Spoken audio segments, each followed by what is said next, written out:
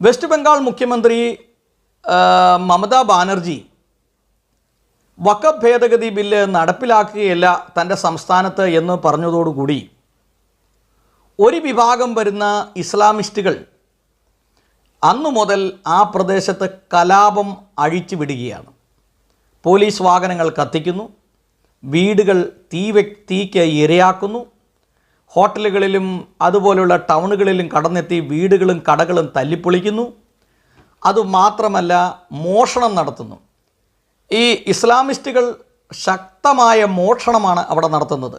ഓരോ കടകൾ കുത്തി തുറക്കുക, ആ കടകളിലുള്ള സാധനങ്ങളെല്ലാം മോഷ്ടിച്ചുകൊണ്ട് പോകുക, ഹോട്ടലുകളിൽ കയറുക, ഭക്ഷണം എടുത്ത് കഴിക്കുക, തുണിക്കടകളിൽ കയറുക, ആ കടയെല്ലാം തല്ലിപ്പൊളിച്ച് അവിടെ നിന്ന് വസ്ത്രങ്ങൾ എടുത്തുകൊണ്ട് പോകുക, അതുപോലെ ചെരുപ്പ് കടകളിൽ കയറുക, ചെരുപ്പുകൾ എടുത്തുകൊണ്ട് പോവുക. ഇതുപോലെ ആ മുർഷിദാബാദ് ജില്ലയിൽ അവിടെയുള്ള കടകളും കമ്പോളങ്ങളെല്ലാം ആക്രമിച്ച് ഇസ്ലാമിസ്റ്റുകൾ, അതായത് ബംഗ്ലാദേശിൽ നിന്ന് നുഴഞ്ഞു കയറിയ ആളുകളുടെ സഹായത്തോടുകൂടെ അതിശക്തമായ ആക്രമണമാണ് ഹിന്ദു സമൂഹത്തിന് നേരെ അഴിച്ചുവിട്ടുകൊണ്ടിരിക്കുന്നത്.